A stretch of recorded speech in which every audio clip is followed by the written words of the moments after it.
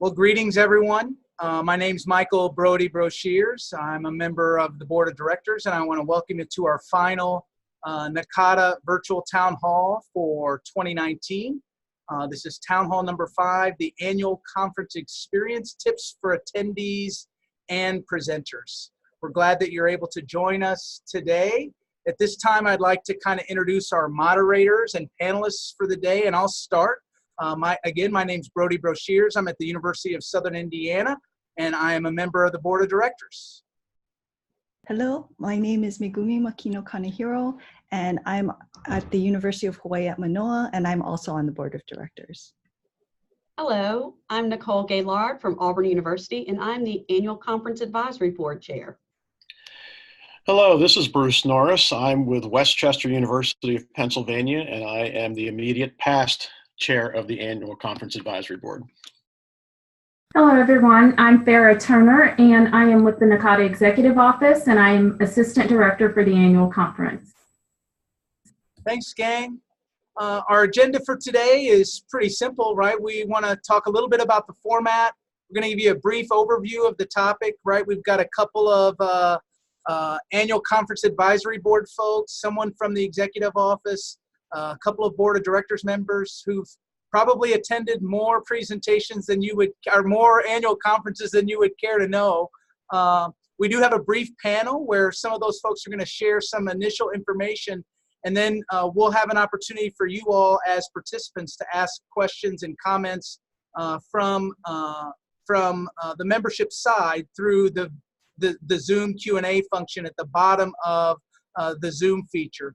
And then we'll wrap up and talk about next steps. So like I said earlier, this is the final web event for virtual town halls in the year. And we've really enjoyed this medium and doing this kind of presentation for membership. In this instance, what we want to remind folks is after our brief presentation about the annual conference, members have an opportunity, if you're participating today, to send us questions or comments through the Q&A function in the Zoom piece. If you don't want to ask a question through the Zoom function and the Q&A piece at the bottom of the Zoom platform, there is a link through the web events page, a Google link that would allow you to ask questions or make comments there as well. And so at this point, though, I'd turn it over to Megumi, and she's going to talk a little bit about the strategic goals and how we're connecting this presentation today to those strategic goals. Thank you, Brody.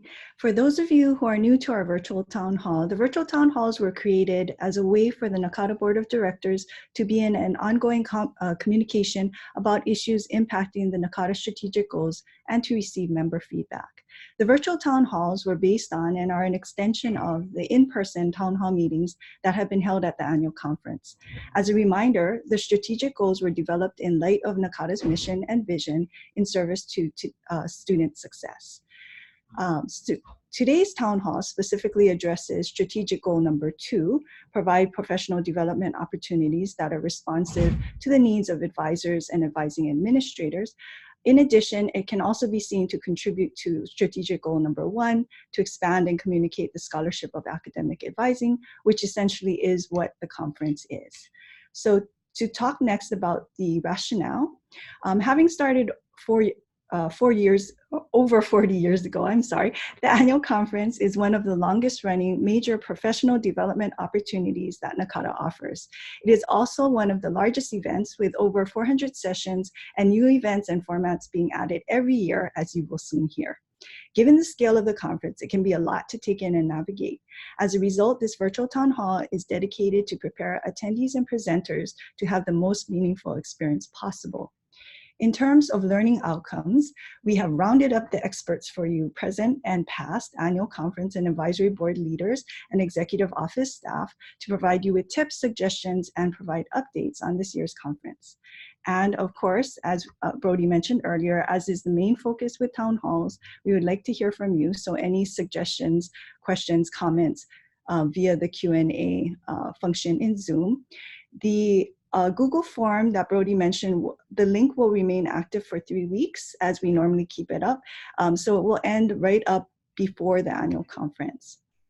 So Now we will turn to our 43rd annual conference panel, and we will have them introduce themselves. Before we do that, I would like to put in a very quick plug. I'm so sorry. As I mentioned earlier, the virtual town hall was based on the in-person town hall business meetings that were held at the annual conference. This year, NACADA is celebrating its 40th year, So we are introducing a new format, and the session has been rebranded this year as NACADA 40 Years in the Making, Past, Present, and Future. You will still be given the opportunity to provide feedback in breakout groups on strategic goals 3, 5, and 7, but we will also be doing a short celebration to kick off NACADA's 40 Years of Excellence. It will be held Tuesday, October 22nd from 5:45 to 6:45 in the ballroom. Please mark your calendars. So I will now hand it over to the panelists and they will introduce themselves. Next slide, please. Alrighty, again, this is Bruce Norris. I am a academic advisor, faculty academic advisor at Westchester University. I am the past annual conference advisory board chair. I'll go next. Again, this is Nicole Gaylord from Auburn University, and I'm a faculty member in the hospitality program at Auburn University, and I am the current chair of the annual conference advisory board.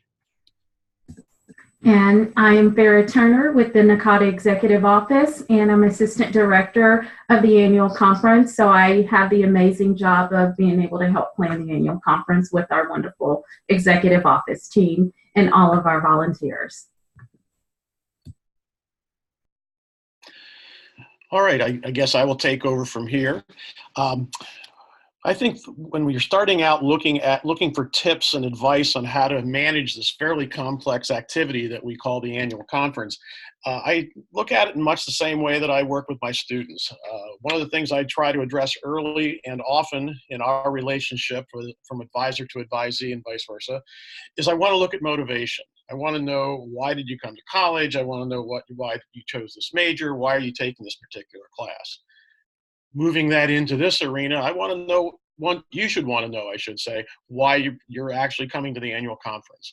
Like anything else of an academic nature, you should have some goals that you hope to achieve while you're at the conference. And that should be something that you're mindful of as the conference is going on. I would also think you should have an idea of what it is you hope to gain through your experience at the annual conference and how you plan to use what you're learning once you get back to your home institution. Your home institution is likely making a substantial investment of your time and their capital to allow you the opportunity to come to the conference. They probably have some expectations as well. It would probably be smart to make sure that you're both on the same page. And I think you should look at it both from a knowledge base and a skill base. Some people come to annual conference just to be inspired and to get a little bit of motivation, get the juices going again. But again, the conversation should take place with the folks at your home institution. What are they hoping you bring back? Are you going by yourself? Are you part of a team of staff and faculty coming from your institution? All of those things should be taken into account. And then how you plan to disseminate the information or work on the skill sets that you've learned and acquired when you get back to your home institution. So I can't emphasize enough the importance of thinking about what's going on, thinking about what you hope to get out of it, and what the plan is for when you return back to your institution at the end of the conference. All right, so again, advanced planning is key. I want to introduce you, if you haven't already learned about it, to the NACADA Annual Conference app. We use the company Guidebook as our app provider.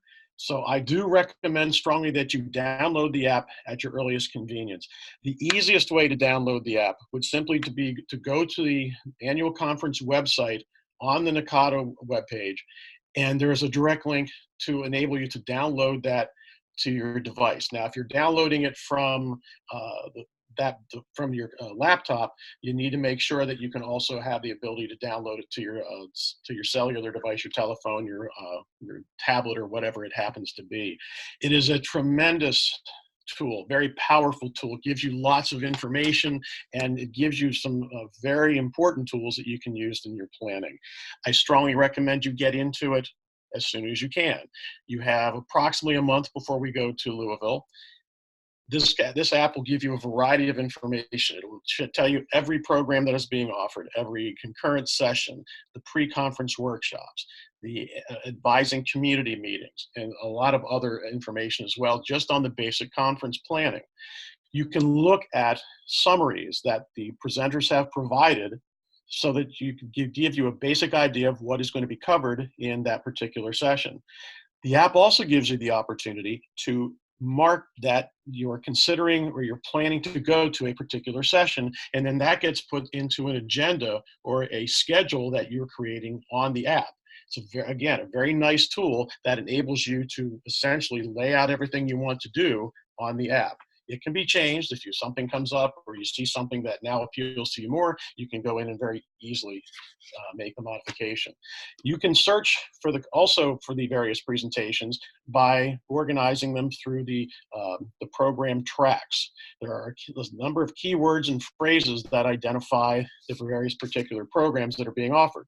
So if you're interested in sessions that focus on things like advising special populations or assessment or evaluation, or advisor development and training, you can find out what sections we have or what presentations we have based upon those particular areas of interest. And again, you can mark them down so they can be part of a schedule.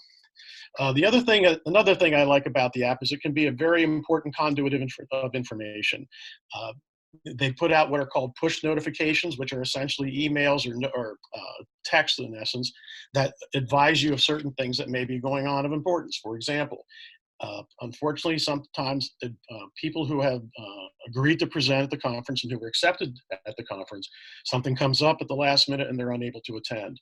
This would be a way that NACADA would advise you that that conference is now canceled for that reason. So if you were planning to go to it, you can find out in advance before you walk into a room that's essentially empty. But this way you can find out in advance and make adjustments to your schedule. You can learn about volunteer opportunities through the app. This conference is a member-driven operation, just as the association is a member-driven operation. In order for things to go smoothly, there's a tremendous reliance on volunteer labor, for lack of a better word. So if you're able and willing to give some time for any number of different functions, it could be to disseminate the paper evaluation forms and collect them at the end. It may be nothing more than counting the number of people in a session. It may be standing at a particularly busy intersection and directing people if you're comfortable enough to do that. There are opportunities for you to sign up in advance, again, through the app. So that's pretty nice. There's an area where you can create a to-do list for the conference, things you want to make sure you achieve. Oh yeah, I want to make sure I get to the exhibits at such and such an hour, what have you. Speaking of exhibits, it lists the exhibitors so you can look and see who's coming to exhibit. Exhibitors are the lifeblood of the conference. They are critical to what we do in terms of the conference, so it would be very helpful for you to go to visit with them and thank them for their involvement. But at the same time, there's a wealth of information and a number of opportunities that are going to be available through our exhibitors. So as you can see, there are a lot of things that go on with the app. I think it would be very beneficial for you to go in, explore it, start to get used to it. And if you have questions, there are all kinds of people that will be at the conference that can help you navigate the app, but it is pretty user-friendly. Another element of the app I want to mention before I move on to the next slide is that NACADA has a number of social media outlets that they utilize through the conference, again, for informational purposes and also to be able to connect with your peers. You can get the direct linkage to those various social media and blog pages through the app. Next slide. All right, another tip is to network. You are going to be around thousands of professionals from across the country and truly across the globe. We are an international organization. There will be members from a number of different countries representing a number of different continents. They handle things a little differently in some cases, but in a lot of cases, it's going to be the same type of approach. You can learn from what happens in different places, whether it's from a different area of the country or a different country. People handle things differently, but there are a lot of similarities as well. You should try and connect with somebody new in every opportunity you have at the conference, whether it's attending a session, going to a pre-conference session. If you're going to the new attender session, which is going to be held, I believe, Sunday afternoon, strongly recommend that. You can connect with a lot of different people through that. Usually about 100 plus people show up at that session. That is also run by the members of the current advisory board. But you'll have all different manner of social networking opportunities, and you should take advantage of this. Over the years, I've met a number of people at the conferences, at sessions, at social events, just walking around at the posters, or perhaps at an advising community meeting. And a lot of those folks are friends for life. There are folks I've met 15, 20 years ago, and we're still communicating and still friends, and we still go out to dinner or what have you. Bring a lot of business cards. You'll see at the bottom of the slide. One of the things I recommend is to be able to give them out and exchange them with folks that you meet. But at the same time, when you get one, you should take a moment shortly after that interaction to jot a note or two on the card indicating how you met them, what the connection was, and if they are doing something that is of interest that you want to follow up on. It's easy to bring a whole ton of business cards home and then look at them and say, all right, who is this? So just a little tip that will help you keep this a bit more organized. Also, I want to mention that Monday of the conference is School Spirit Day. We ask you to wear something representative of your institution. You'd be amazed the number of people come up to you and say, hey, I worked there 20 years ago, or I'm an alum, or what have you. Just another way to make connections. There's also a really unique and fun opportunity for social and networking on the first night of the conference. It's actually part of the welcome reception. I imagine many of us are familiar with the term speed dating. Well, they're going to have a program called speed networking. Much the same concept. They're going to set up tables throughout a particular area of the reception party, and they will have you go to a table. They will have a number of predetermined questions or items to bring up, and you'll have 5 minutes to have that interaction with the person or people who were at that table, and then you have a minute to get to another table where you have a whole new opportunity. So just another way you can make connections. This is an organization about connections. It's an organization about the members, and member teaching member, member mentoring mentor is a critical aspect of what it is we do. So at this point, I'm going to go ahead and mention that there are a number of social activities that are planned, dinner groups, tours. That's all managed through our hospitality desk. I strongly recommend you go and see the types of things they have to offer. And I can't emphasize enough the value of things like the poster sessions and the advising community fair. You can meet people with similar interests through these interactions as well. Next slide. It's me. Wonderful. Nicole Gaylord again. First, I'd like to say thanks to Bruce for that plug. He was correct. We will be having the new attendee to the conference session on Sunday from 3:15 to 4:15 in M100. And you can find that information on your app. It's already there. So I hope that you will join me and the other advisory board members during that time if you are a new conference attendee, because we have lots of great information to share. So I was charged with helpful presentation hints, but also kind of do's and don'ts. I would like to say before I start this though, I want to remind you that I am a volunteer to NACADA. I'm not paid. So this endorsement I'm about to make, I'm not getting paid for. When thinking about how you should prepare for this conference, NACADA does a fantastic job, because you'll see in the next slide why I say that. If you want to know what you need to do, simply go to the website. So what we have here is the landing page for the annual conference. You'll notice that across this page, there is so much information for you. Anything that you want to know about the conference is going to be housed here. The specific area that I want to talk about today is on the far left side, where there's an arrow that says Annual Presentation Hints. Next slide. So what does that get you? This is the next page. This is where you will go. You will notice they cover everything from general presentation information to how to upload your handouts, which is incredibly important, audio visual recommendations, PowerPoint recommendations, how to mail materials, everything that you need to know to be successful in your presentations, whether it is a concurrent session presentation or a poster session presentation, all of those are included on this page. So if I hope that you will take the time to click through these or scroll down in your spare time when you're preparing for the conference to find this information, because really everything is there. There are a couple things that I think are really important that I'd like to share with you and point out and make sure that you notice. The first thing that's listed, I believe it's in presentation preparation. I don't remember which number it was under, but it talks about a speaker ready room. And if you're not familiar with that concept, NACADA provides you a way when you get on property to prepare your presentations. I can't tell you how many times I have used a speaker ready room to edit my presentation because I just didn't really like how it was projecting, what it looked like. They have a projector screen, the computer is set up. Correct me if I'm wrong. I think there's a computer in there. Farah, tell me if I'm wrong, that you can practice your presentation. It is incredibly helpful. How do you find that information? When you get there, when you arrive at the conference, when you check in at registration, they'll have that information. They will let you know where the speaker ready room is so that you have the time to go and practice your presentation.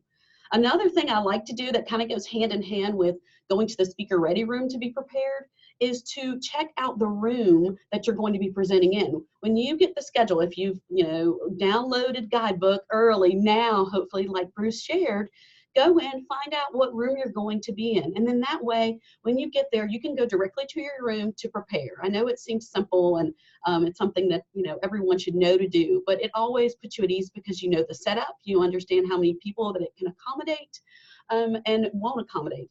So I think that's incredibly helpful. Presenters will bring their own laptops, so I see. They will and confirm the devices are compatible. So thank you for clarifying that. All right, the other thing that I want to bring your attention to, which is on this slide, if you look on the bottom right corner, there's Universal Design Resource page. I think Farah's going to talk a little bit more about that, but the information prepares you for how to give good presentations to meet the entire population, what kind of language to use, utilizing the mics that are provided so that everyone can enjoy the conference environment. I have a very big voice and I will be very quick to say, oh, can you hear me? So I don't need to use the mic. But we really would like for people to understand that it makes it quite difficult for people if you don't use a mic. So I know that it'll probably be talked about again, but I wanted to make sure that's something that I brought up because it's something that I tend to do when I'm preparing. I've talked a little bit about the conference preparation, concurrent session preparation, but not really poster session preparation. So I want to make sure that you notice on number 6, it talks about the poster session information, everything that you need to know. Also, if you're a poster presenter, Jessica Staten, who is the poster chair for the conference this time, has provided that information to you in an email as well. So you should be aware of all the information regarding the poster session, that will provide push pins, that we can, that you can just bring everything that you need right there that morning and get set up. So hopefully that all the information you need is right there. So some of the things, other things that I say you should do. In presentations, watch your time. Maybe you set up, a friend in the front that'll raise their fingers and say 5 minutes or 2 minutes or 3 minutes, or you use your watch or your phone. What I've found problematic with my phone is that I'll set the timer and then the screen will go black, and so then I can't keep up with that. And there's not always a clock in the room. So if you have a friend that can help you stay on time, I would say do that, because you always want to have time for questions. I think that's incredibly important. I also encourage you to ask your attendees to please fill out the evaluations, not only for your session, but for the entire conference. We look at those, we read those. The FARA and the executive office shares those with us, so that it is very important for us to receive those evaluations. So please encourage everyone to fill those out. And expect the unexpected. Anything can happen at any time. So just be prepared and take it in strides, because you never know what could happen during your presentation, and just roll with it, because it's just a community of colleagues and friends here. And so we just want it to be the best conference that we can. And the last thing is don't stream anything. I think that's another issue that we have, is that, you know, the Wi-Fi is so very limited, and if everyone is on, please don't try to have, and that's in the guidelines as well, but I wanted to reiterate that because that can be problematic. If you have a link in there that needs to be pulled up or something that needs to be streamed, it can be quite problematic during your presentation. So please be aware of that.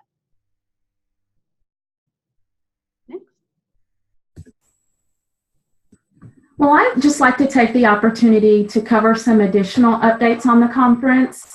This year, we've made a change to the conference format, and we are going to have the keynote on the opening night. We're calling it our conference kickoff, and so on Sunday evening, we'll have our keynote address with Dr. Tyrone Howard. He is a well-known speaker on issues of diversity and inclusion, and he's a professor at UCLA. And so we'll have our keynote address and general session, followed by the welcome reception. We're calling it a Taste of Kentucky welcome reception. So it's going to be a fun evening, great food, the speed networking area that Bruce mentioned, and just a bluegrass band. And so it will be a lot of fun. And that night, our silent auction will be open, so and our exhibitors as well. So if you have an opportunity to visit with them, and if you'd like to donate something, I'll give a little plug here to our silent auction. Visit our website and take the opportunity to do so. The funds from that they help to fund our graduate advisors to attend various NACADA events. So the donations there are really appreciated. Also, new this year, we'll have a dedicated time to mingle with our exhibitors. That will be Monday on the upper concourse from 3:15 to 4:15. So come enjoy some light snacks and an opportunity to mingle with the exhibitors. There will be some prizes and giveaways as well. Next slide, please. All right, so every year we do delve into your feedback, and we really appreciate that, and we take it seriously, and we look at ways that we can continue to make the conference more engaging and just what the membership and the participants want. And so new this year, we have, as Nicole mentioned, provided a resource on universal design for our presenters.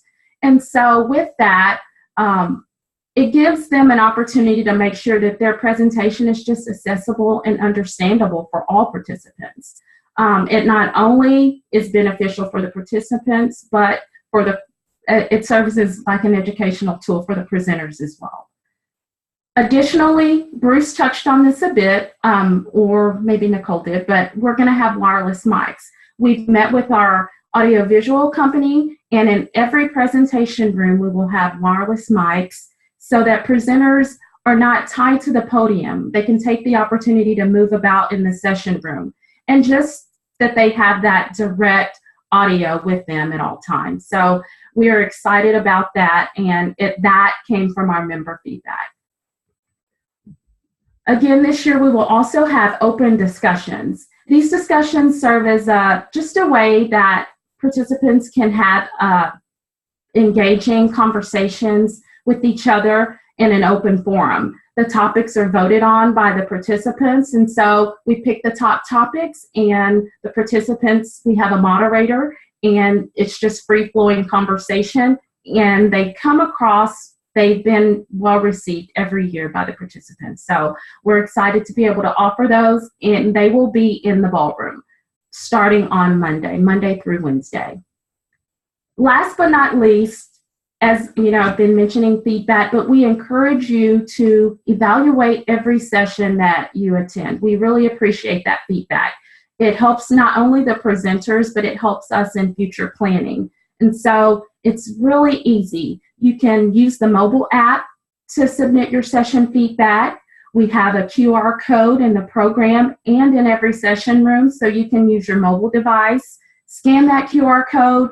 Once the screen comes up, you can enter the session number and submit your feedback there. Additionally, there will be paper evaluations in every presentation room for you to submit feedback. So please, I can't stress enough, it's really easy, but it's so beneficial for not only presenters, but for us to be able to take that feedback and we can apply it to future. Maybe there's a great presenter that would be good at as a webcast presenter. You know, it's so beneficial in so many ways. So we appreciate it. And that's about it that I have. Last thing is that we look forward to seeing you all soon in Louisville. I think we are about 23 days out, so it's coming quickly. Okay, and with that, we're going to close off the formal presentation portion of our virtual town hall.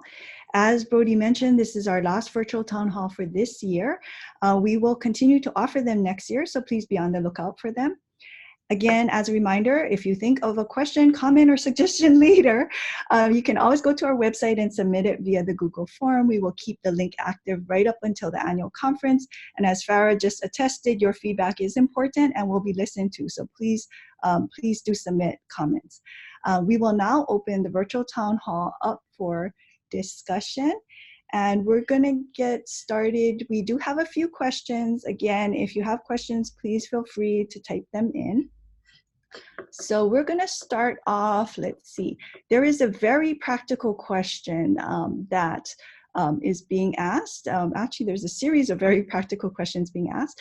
But let's see. Will presenters provide paper handouts on site? Maybe that is something that Farah can answer. Yes, so some presenters, it is optional. Some presenters do provide paper handouts. However, we highly encourage everyone to access our interactive schedule planner on the website, and there you have an opportunity to access any handouts that presenters have uploaded. We strongly encourage all presenters in advance, except for the pre-conference workshops, but all other sessions, we've advised those presenters to upload the handouts so you can access those prior to conference. Great, thank you, Farah. We have another question that came in. Conferences of this size seem to be geared primarily toward extroverts. How should an introvert get involved and navigate the conference? Who would like to handle that question?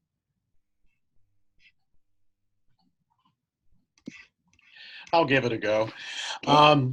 I think the important thing is know where your comfort zone is. It can be an incredibly overwhelming experience. I think having a good idea of what is coming, as best of an idea as you can get about what's coming by doing the advanced preparation, will really help you kind of establish some level of comfort because you're not going in cold. You don't have to be a social butterfly to be effective or to enjoy this conference. However, I think you will probably benefit somewhat by at least opening up a little bit, talking to the person next to you. Many of the presenters do have activities involved in their presentations that ask you to engage in conversations with the people that are in your immediate proximity. They might break you into, talk to your nearest neighbor or get yourself into a small group. That, I think, is a little less intimidating than just having to get up and speak in front of an entire group. I mean, those opportunities may present themselves. Some presenters may ask people to present questions or comments during the session.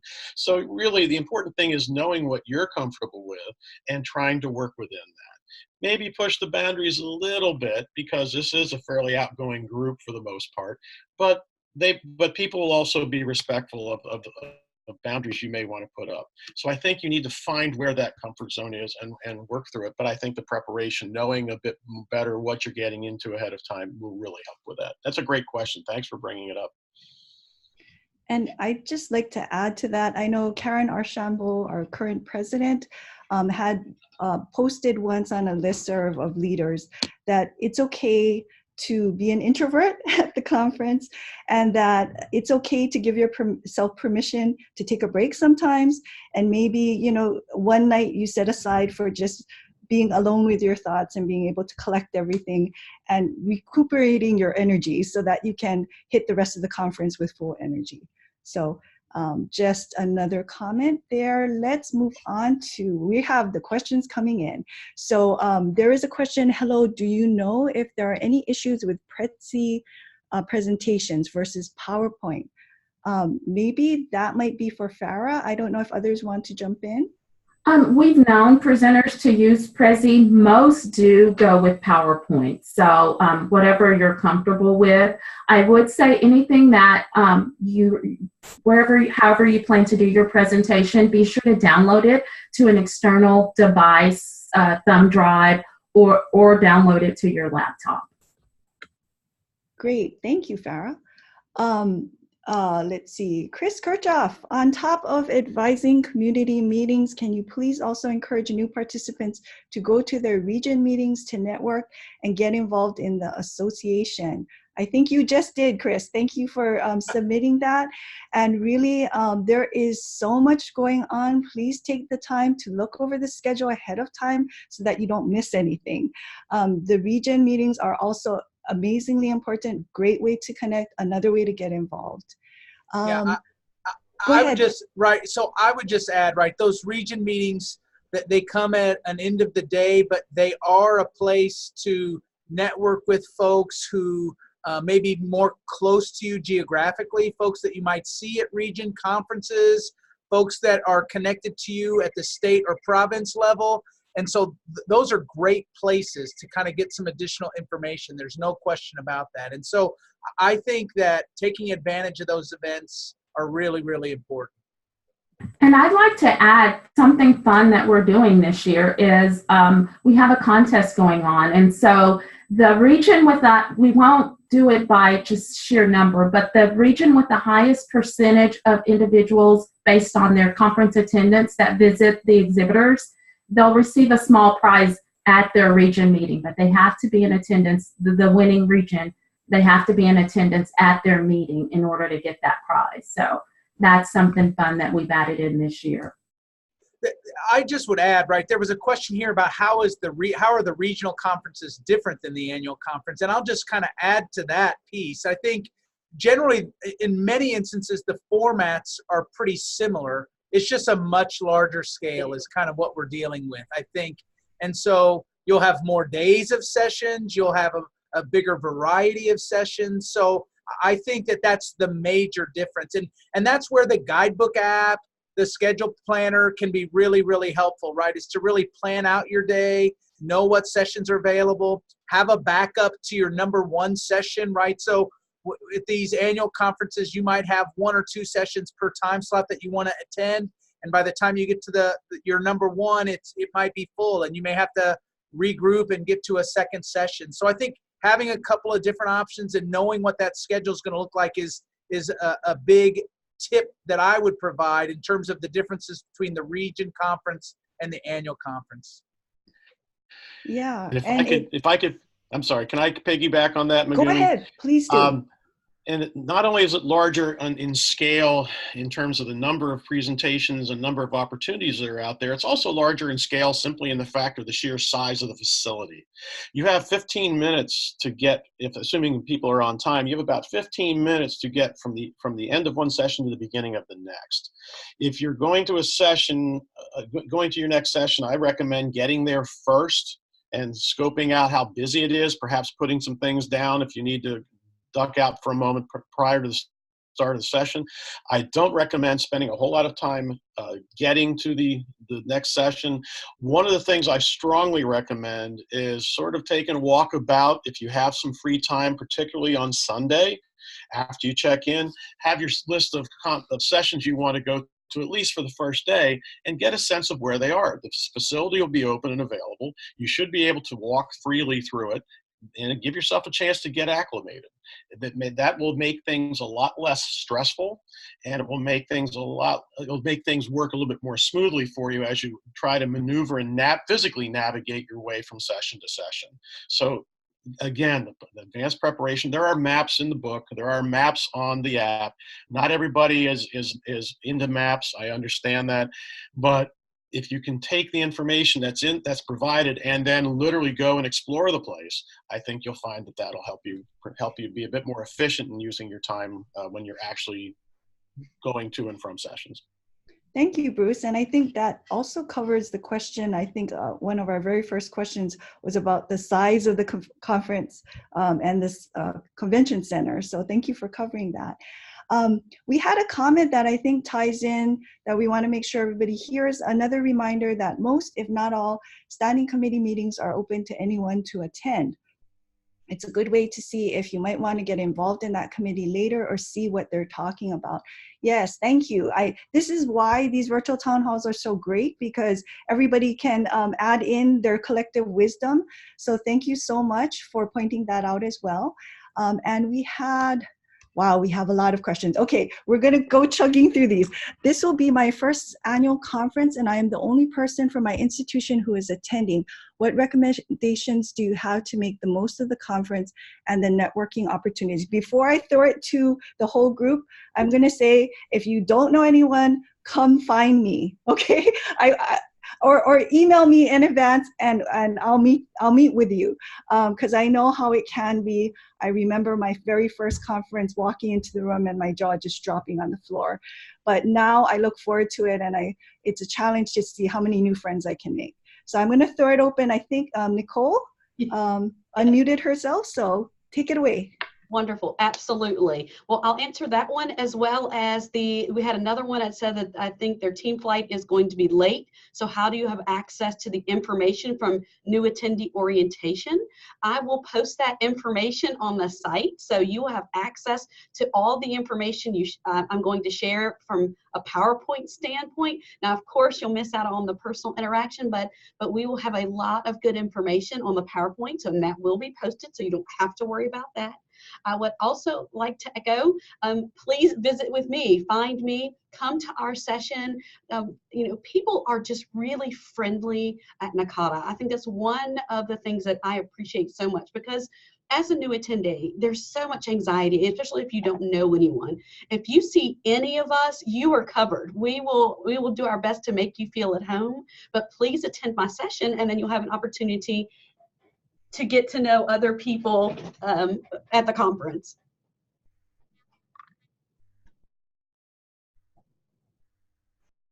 Sorry about that. I was just going to add to this, Nicole. Sorry, I was muted, but you know, I think we often forget about why we're there, and that is, you know, how are we using the conference to benefit our work at home? And so, from my perspective, when I attend a session, and this can sometimes be hard, but I think talking or meeting at least one or two people that you attend or sit next to in each of the sessions is a great way to network, right? Because generally, you're probably there trying to get some of the same kinds of information, the same kinds of things. You might be learning information. There may be a way to kind of fit in the topic and learn how maybe a different institution is already using this information. So those introductions that happen during sessions or before sessions start, I think, can glean information. You might have common things that you're looking to chat about. And so that's also a way to really kind of get folks thinking about the networking piece. Brody, I also like to add, Bruce mentioned volunteering. That's a wonderful way to get to know people. I mean, if you're volunteering either at registration or at the tags, wherever you would like to volunteer, you're going to have another person there with you. And that's a nice, easy way to get to know other people at the conference when you volunteer, especially if you're new. And also, thank you to Jessica Staten. She said, ditto what Megumi said about find her. I love to connect with new NACADA folks. Find me too. So I think we can connect on the app. The more the merrier. So we have so many questions coming in. Okay, next question is, let's see. Follow-up question, where is the info on the website about the prize you can win in your region meeting? I checked new attendee info and I don't see it there, thanks. Can anyone respond to this? There is a link to the contest and we sent it out in email. Let me find which page it's linked from.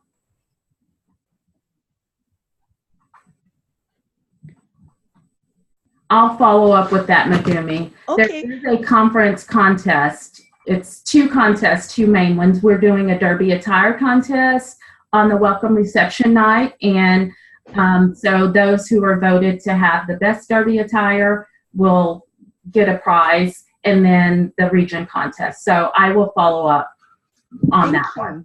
You're Thank welcome. you. This also might be an executive office question, but do you know if attendees' name tags will have preferred pronouns listed?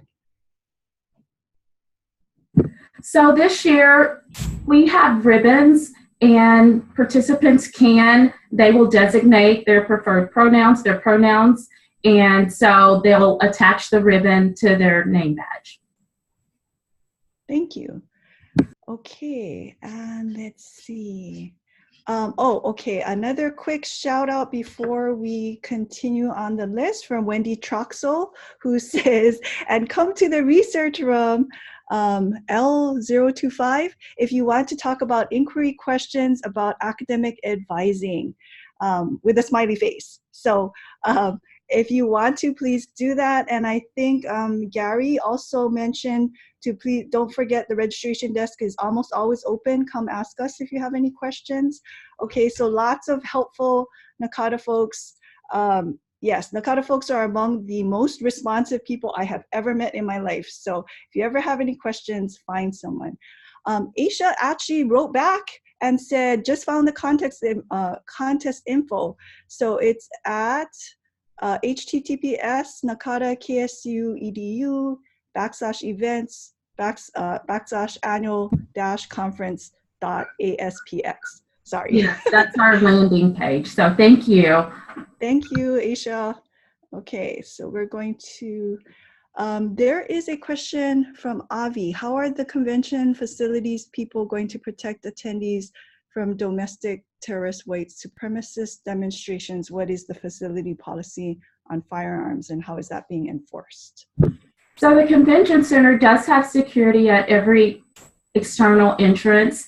And so, and then they have an emergency plan, and we have our own executive office emergency plan as well. So we do want to make sure that participants are informed of that. And then two, you know, we are very cognizant that things are going on in the world. And so we have a committee in the executive office, emergency planning committee, that we are trying to be proactive and persist in the same across all of our events. And so that's information that we'll have not only at our registration and hospitality desk in the event of an emergency, but we'll make sure participants are well informed in advance. And again, the convention center does have security. Thank you so much, Farah. Yes. And I'm sorry, because a lot of these questions, it sounds like they're coming to you. If anyone can jump in, please do. But we have a question, a very practical question. What do we do about lunch? And I think the question is coming because a lot of the breakfasts and the dinners are covered, but the lunches are open. So if anyone can jump in. One as well. Yes. So to make it convenient for participants, there will be lunch carts on the upper concourse, and they'll have a variety of entrees, very affordable, from about $7 to $12, $13. And so they're open Monday and Tuesday from 10:30 to 2:30, and that will give participants an opportunity in case they don't want to leave the convention center, they can just go up and grab something to eat. And then also there's various places right along 4th Street outside of the convention center within walking distance. Yeah, so I like to think that this is the only thing I'm really good at as it relates to the annual conference is I like to use the annual conference to kind of explore my space, right? So for many folks, this may be the only time they get to Louisville. So my suggestion is to get to Yelp, get to the hospitality desk, right? Get to and start asking people who are locals where are the best places to eat, to visit, and take advantage of that, right? It's not just about recharging professionally, but what can you do personally? And so I think those lunch times are great times to get out and explore the locale and explore some of the great food and culture that is Louisville. That would be my recommendation. I agree. I've had some amazing cuisine during NACADA conferences on the off time. So I 100% agree with that. Okay, and and Aisha says, last year's conference had yoga and hiking, anything like that this year, it was great. Mm-hmm. So yes, there will be yoga offered Sunday through Tuesday. And the committee is also planning a walk or hike along an area there in Louisville. So there will be, that all will be coming out in the email, and it's on our website in the final participant email, which we'll share out around the 14th or 15th of September, or sorry, of October. We're in September. And then we will also have that information. It's out on the website. Thank you. There is one more question. If we plan to attend the last day of sessions but need to check out of our hotels, is there a place to store luggage? Maybe Nicole can answer that one. I love the Luggage Depot. It is one of my favorite services that we offer at NACADA. I've worked it several times. So yes, on the morning of, I believe we'll open right before at breakfast. So 6:30 or 7, Farrah? 7 o'clock, we will open the Luggage Depot. You can bring the luggage to us. It's completely free, and we will give you a ticket so that when you come back after your sessions, you can claim, but you do have to pick up by noon. So the Luggage Depot, it closes at noon, but it's a free service. We will stay there. It is manned. We don't just leave you don't give us your luggage and then you just leave. We have someone there at all times to manage that for you, and it's just a really great service. I think people are always surprised that it's a free service and that we're so happy to do it, but 100% give us your luggage. We'll take care of it until you're finished with the conference. And Nicole, we advertise it at 7:30, but our registration counters are open at 7, so we are always accommodating if people come before that 7:30 time. Perfect. Thank you, Farrah. And I think Lee actually has the conference website prep to show. So let's see. I'm trying to see where the region. There it is, conference contest, right there. Thank you. Thank you. Okay. Yes, a lot of exciting changes and new things this year. Definitely. Thank you. Megumi, I think we're coming up to the end of time. I did, Bruce talked about this early, and I think I want to get to it right before we end. I'm not trying to take the last word, but I think it is a reminder that, the thinking when you get back, I think is really important, right? Trying to make sure that you have a plan for how you hope to implement what you learn. Is there one big thing that you want to get out of the conference? Right? What can I take back that's going to be able to be used at my home institution? Is there a way that I can share the information I've learned with colleagues who didn't get to attend the annual conference? Maybe it's a one-page executive summary for colleagues.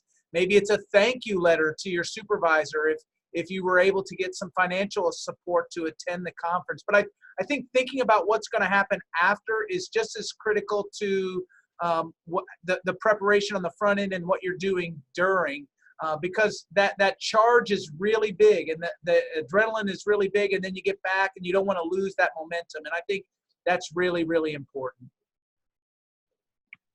So with that, Lee, thank you so much, gang. For those of you that participated today, we really have enjoyed the virtual town halls. Again, this was our last one. Just a reminder that Google link is available with the content that kind of talks about what we covered today on the NACADA webpage. So if you do have additional comments or questions, you certainly could use that Google link to do that. But besides that, I want to thank all the panelists and our other moderator, Megumi, for today's event, and we hope to see you at the annual conference.